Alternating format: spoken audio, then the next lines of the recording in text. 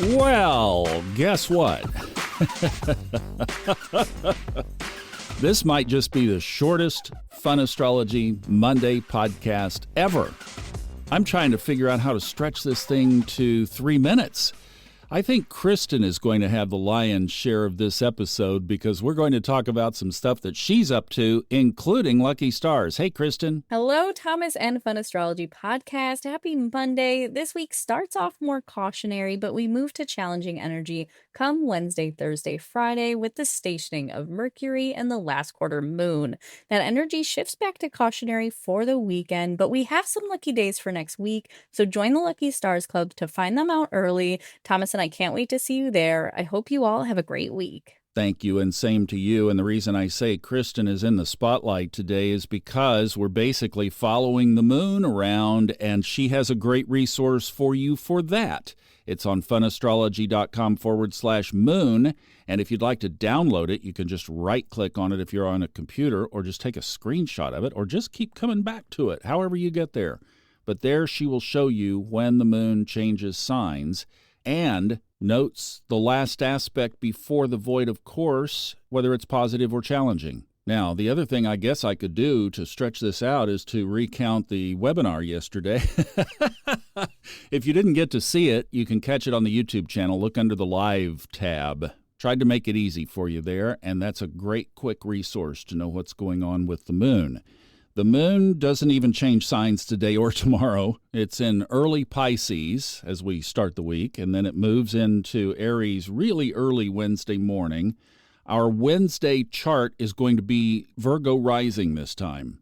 Now, the general structure of the chart, since we don't have any exact aspects, I talked about this on Friday, and I just realized what we're going to do to stretch this out a little bit. We are going to talk about when people come to you for advice, because this happened late last week. I talked about these quindeciles, Quindeciles, 165 degrees, 15 degrees plus an opposition, and sitting in between an opposition and a quincunx, which is also another aspect of tension. So you've got a lot of tension on either side between, 30 degrees, 150, 60, 70, 80, on either side of an opposition. Does that make sense? Let me slow that down. You have an opposition as a 180-degree aspect, two planets across from each other directly. At 165 degrees, two planets apart, 165 degrees, you have an aspect of compulsion that generally leads to challenge or even on the harder side, disaster. Then you have, at 150 degrees, quincunx. The basic description for quincunx was described in Star Trek. Beam me up, Scotty. There's no intelligent life on this planet. I looked that up. I don't think it actually was in the show, but it sure would have been a great line if it had been. If you're a Trekkie and you know that it was in there, I would love to know which episode. But that's quincunx. Sorry, I don't get it around here. Let's just move on. Those are the energies. They don't understand. It's confusing. And what do you do when you don't understand? You get ruffled a little bit and you push away.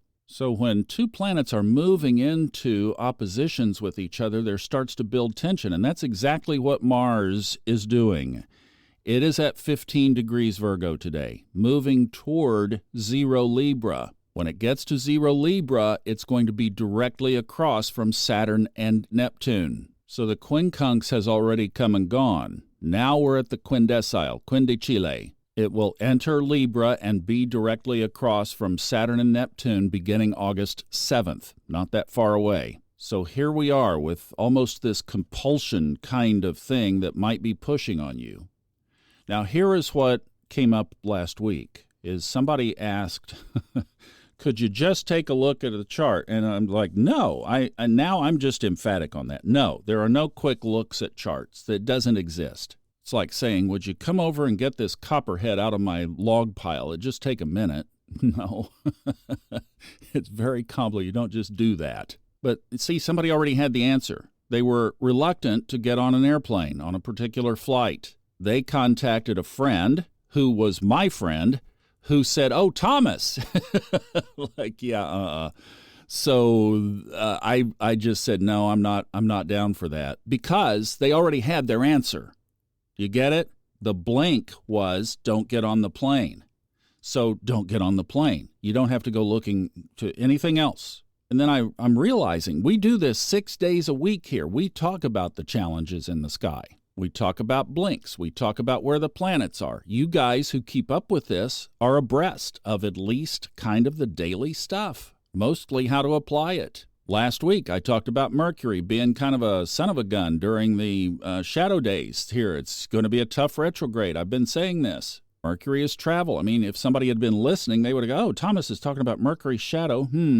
Got a blink here. I'm uneasy about this flight. I think I'll take the bus or turn the meeting into a Zoom. Mercury does turn retrograde, by the way, on Friday.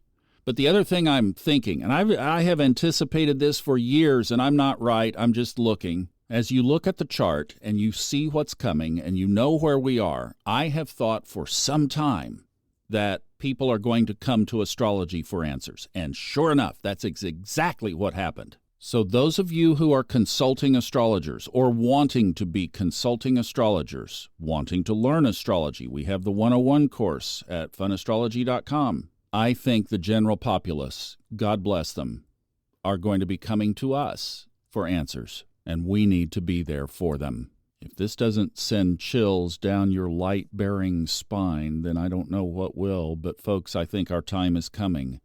Light-bearers, get ready and get polished and own your space and realize that this is our time not to make wrong, not to point out, but to serve. That's what's ahead of us, I truly believe. Oh, so cool. Well, only a Gemini rising former broadcaster could turn 3 minutes of material into 7. Have a great Monday. I love you, and I will see you back with Kristin on Wednesday and again here on Friday. Enjoy Kristin tomorrow.